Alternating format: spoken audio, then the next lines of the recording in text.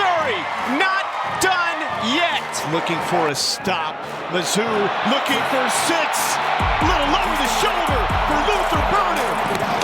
From the Lou to the first half. That's Spooky Cooper in motion.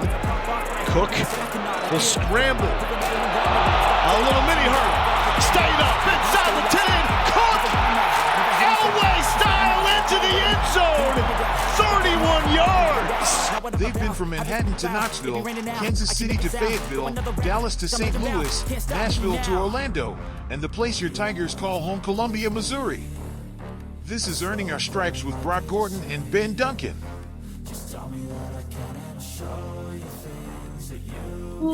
Ladies and gentlemen, welcome back to Earning Our Stripes. I'm Brock Gordon, once again going solo, audio-only version.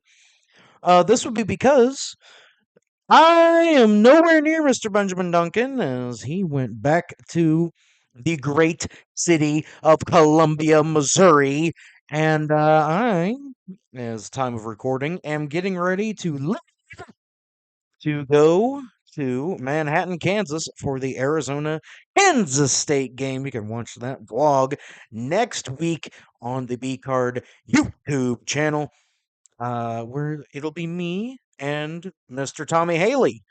Making a little bit of a day of it. We got some fun stuff planned for this one. And quite honestly, it's just nice to be able to watch a game and not have to stress about it for some live college football. Well, without further ado, welcome to another Victory Friday as a pre-game here, as your Tigers defeated the Bulls of Buffalo, New York, 38-0. Once again, another stellar shutout by the Batoon Platoon, as that Death Row defense extends their streak of not allowing a score to 12 quarters. Yeah, that's right. You've heard that right. 12 quarters of shutout football for the Batoon Platoon and that Death Row defense. Let's get into the stats first of the game. Buffalo, CJ Ogbonna got shut down similarly to how he was when he played for Southeast Missouri State, as no rusher on the Bulls had more than 70 yards, and no wide receiver had more than 42 yards receiving. The lone one that broke even 15 was Victor Snow, who had 4 receptions for 41 yards. He was the favorite target. Most of those came in garbage time for your Tigers. Brady Cook, 28 of 36, 228, no touchdowns and an interception. Drew Pine, 6 for 6, 35 yards, no touchdowns, no interceptions. On the ground, Nate Noel, 12 carries, 73 yards and a tutty. Brady Cook, 5 carries, 62 yards and 2 touchdowns. Marcus Carroll, 12 carries, 62 yards, no touchdowns. The only touchdown came from Luther Burden. Receiving wise, Theo Weiss, have yourself a day, sir. 13 receptions for 149 yards. That is a career best for Theo. On the defensive front, Lord, that's not want to work too well now, is it? On the defensive front, Marvin Burks Jr. had an interception on the game. He took it back for 15 yards. Blake Craig, 1 for 3 on field goals, 5 for 5 on extra points. Struggle today for the young man from Liberty North High School. Sack-wise, it was a sack party. Joe Moore had a half a sack. Chris McClellan had half a sack. Ja'Carry Lane had a sack, and Johnny Walker Jr. bust out your best, finest bottle, as Johnny Walker had another sack on the day. Your leading tackler for the Tigers was Corey Flagg. He had 6. Tigers improved to 2-0 on the year, and look to await the now ranked Boston College Eagles. Before we go farther from that, it's time for just the miscellaneous Missouri sports news. Starting out first again for the baseball team, they finalized the coaching staff as Anthony Hansen, Hampton Hudson, and Jose Caballero all come on for the coaching staff. Mizzou Hockey got their season started off right with 2 wins, both 2-1 over Edwardsville, or Southern Illinois, Edwardsville.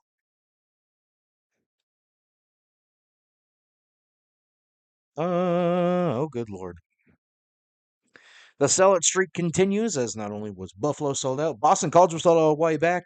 The game against Vanderbilt is now also sold out, meaning only one game remains at home for the Tigers that is not sold out yet.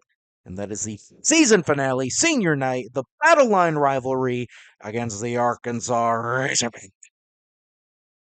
Mizzou soccer picked up a 5-0 victory over Southeast Missouri State this week. Congratulations, girls. Well done. Mizzou baseball and softball opponents have been announced and their schedule, as it is a familiar foes returning to the schedule for both Mizzou baseball and softball. Oklahoma and Texas, both on the schedules for the Tigers. For the women's softball team, they draw both Texas and Oklahoma at home this year. For the men's baseball team, they also draw Texas and Oklahoma in Columbia this year. Favorable matchups for the draws there. They unveiled and had the vote of the Board of Curators, and they unanimously approved the Memorial Stadium improvement projects in Kansas City, Missouri. So much so that Kansas City, Missouri City Council declared that Kansas City is SEC territory. Now, if you can't tell, that little school of the West was in shambles today. By the way, that's a K. That's a lowercase k as well. In case ya didn't know, your Tigers are now number 6 in the AP poll, which just goes to show why stop now. The Missouri Sports Hall of Fame was announced for 2024. The members of that Hall of Fame include Chase Daniel, Ben Askren, John Anderson, Jake Jacobson, Steve Combs, Tim Albany, Amy Mesa Frederick, Benny Hughes, Greg Loxton, Angie Reza, Steve Stonecipher Fletcher, and Tom Pankey. The Hall of Fame teams: 1975, 1977 Rockbridge State Football Championship teams, the 1988 the 1988 and 2007 Putnam County softball teams, the 1987 and 1989 Helias Catholic baseball team, and the 1981 and 1986 Palmyra girls basketball teams. Congratulations to all those going into the Missouri Hall of Fame. Very proud of all those true sons and daughters. We all know why you're here. It's to find out that Pandora Fleet will be back this week against number 25, or my bad, number 24, Boston College. I know that's what you all were here for. No. I know exactly what you're here for. And that is the fact that Mizzou has not had a start defensive-wise, offensive-wise, and all those included to a start of a season since 1939. In those 2 games, they faced William Jewell of Liberty, Missouri, and Central Missouri of Warrensburg. So I decided to dig up a little bit of history. Mizzou and William Jewell have had 5 matchups all time against each other. Mizzou has won all those games by a combined 161-6.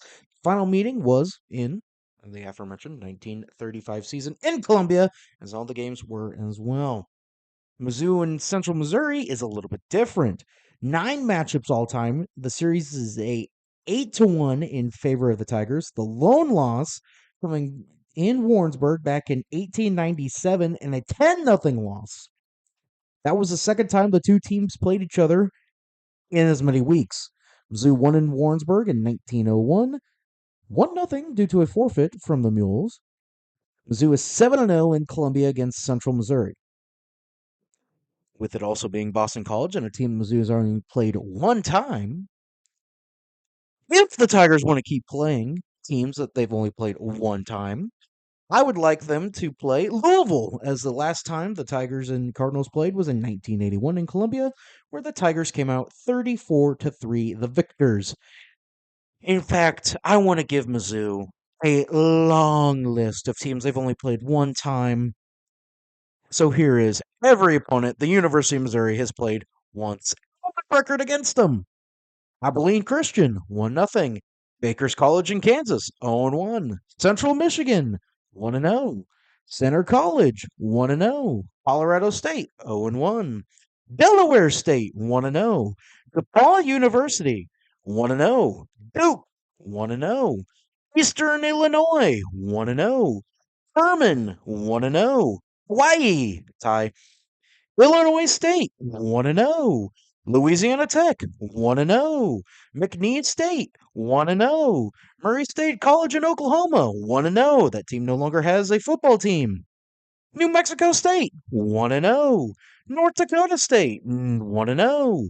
Northwestern State, 1-0. Ohio, 1-0. Oregon, 1-0. Pittsburgh, 0-1. Rice, food. Yes, University of Missouri has played food. 1-0. South Dakota, 1-0. South Dakota State, 1-0. Southeastern Louisiana, 1-0. Southern Miss, 1-0. Stanford, 0-1. And Temple, 0-1. Yes, the University of Missouri has played food. Food. Yes, Rice. You know, the one in Houston. But let's get to the main event here. As Tigers fans, it's time to know your enemy, powered by BCartEntertainment.com, the Boston College Eagles. From Chestnut Hill, Massachusetts, which is an 18-hour drive northeast of Columbia on I-70 or I-90, flights from Boston to either Kansas City or St. Louis are currently going for $130 round trip. So there might be a little bit more maroon and old gold in the crowd than there were the last two games. Don't expect the same presence that a Tennessee, Florida, or Kentucky would have. This is their 19th year of play in the ACC, as they jumped from the Big East in 2005. For the first time ever, we have a coach that was in the NFL, and Boston College is coached by Bill O'Brien. The former Texans of Penn State coach is in his first year at Boston College. O'Brien is 17-9 at the NCAA level. He's a former coach of the year in 2012 at Penn State. The Eagles are coming off a 7-6 year last year, where they beat SMU in the Fenway Bowl, which is a glorified home game. Similarly to the last 2 weeks, Mizzou has only played Boston College once before, as the last time these two teams met was in 2021, where the Tigers fell in overtime 31-34. It was in Eli Drinkwitz's second year at Mizzou. Shockingly, BC runs a pro-style offense. The part that is more shocking is that BC runs the ball a lot, at a 4-to-1 ratio. 29 passing attempts this year to 98 rushing attempts. With that being said, BC is very effective when they do decide to pass the ball. Treshawn Ward leads the team in rushing yards with 132. Kai Robishow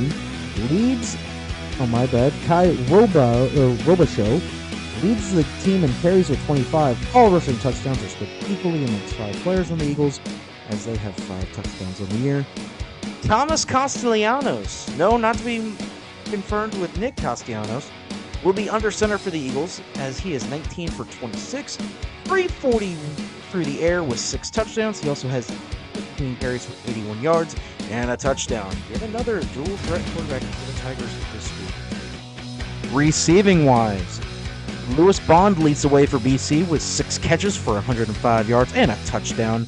Running back Ward leads the way in receiving touchdowns with a pair. Only 2 other Eagles have more than 1 catch in the year so far. We're back to the wacky defenses, folks, as BC runs a 4-2-5 defense with a nickelback or a rover, or bandit, as I like to say. to assist wherever is needed. It's not usually a good thing when one of your DPs leads your team in tackles, but Carter Davis, the free safety, leads the team in tackles with 12. Up front, the Eagles like to make noise as 3 different players have recorded a sack this year. As Donovan Izarike leads the team with 2. 3 different Eagles have a pick on the year this year. Johnson took the only one back for a score. Much more disciplined team this week as the Eagles only have 6 penalties on the year this year. For Mizzou to get the win, they're going to need the Eagles to pass the ball a little bit more consistently, as the Eagles have struggled, and eventually get the Eagles to third down, as the Eagles have struggled this year, converting only 53% of their third down attempts of the year this year. On offense, Mizzou needs to run the ball, as BC has not faced a competent run game this year, as Florida State tried to pass the ball, and their FCS opponent last week barely counts as a football team.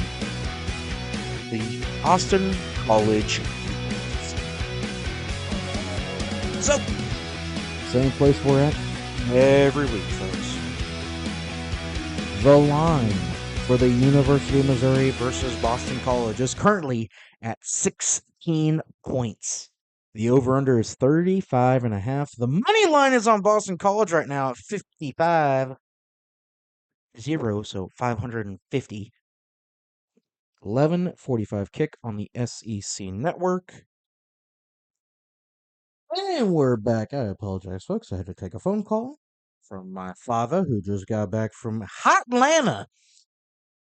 I had to answer one of his questions because he was asking me a question about the K-State game, as he is a K-State and KU fan. Yeah, weird combo. Anyway, so the money line is on Boston College. When it comes to my thoughts, the Tigers will cover. Good teams win. Great teams cover.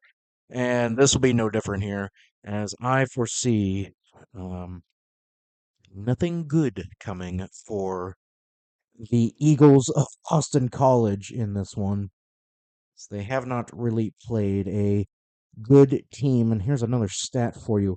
This is the first time Mizzou will be the higher-ranked team in a non-conference matchup since the 2014 Cotton Bowl versus Oklahoma State, and the first time in a regular season game since 2008 versus Illinois. Mizzou is ranked 6. Illinois is ranked 20. The Tigers end up winning that game. So Mizzou has been in this spot before. They have been ranked 6 in the country. This, however, was a opening game of the year, not third game on the schedule. I don't think this changes. I think the Tigers still win. My predictions for the score's been going slightly down. Brett Norfleet's coming back. Luke Burton exited the game against Buffalo with an illness. He's back. Theo Weiss is back.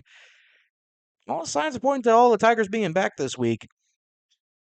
I am going to say I think the final score is going to be the Boston College Eagles 14. I think Mizzou finally gives up some points. Boston College is a very good pass game. I think that might show a little bit. Tigers might get caught sleeping a little bit at some point. I think they score there. And you go, well, you said that Mizzou's going to win by 17. Yeah. Because I think Mizzou's going to score 34. 34-14, 20-point win for the Tigers. They cover yet again. Over-under, well, let's do some quick math here. Let's see, 14 plus 34.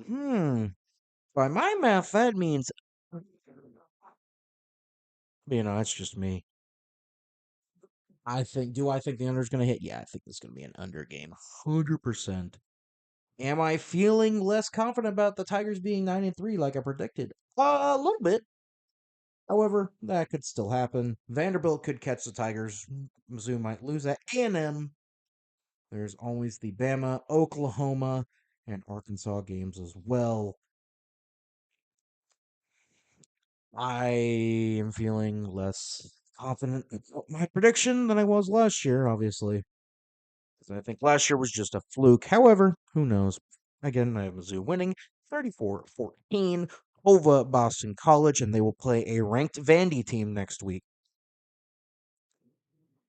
College game day, you better bring your ass down here to Columbia when Mizzou takes on Vanderbilt when they're both ranked. I don't even know what the matchups are next week. What are the matchups next week that they'd have to contend against? Oh no, they'd go to the big house for USC, Michigan. Oh no, they would probably go to Stillwater, Texas, or Stillwater, Oklahoma, for Utah versus Oklahoma State, or they're just gonna go to Norman for Tennessee, Oklahoma. A lot of good games next week. A lot of good games next week, but the Tigers should not overlook this week, as I don't think they're inclined to do. But it should be a good game nonetheless. I can be found on Twitter at BrockGorton99. The B and the J are capitalized. You can find Ben on Twitter at EliteTigerSport1. The E, the T, and the S all capitalized.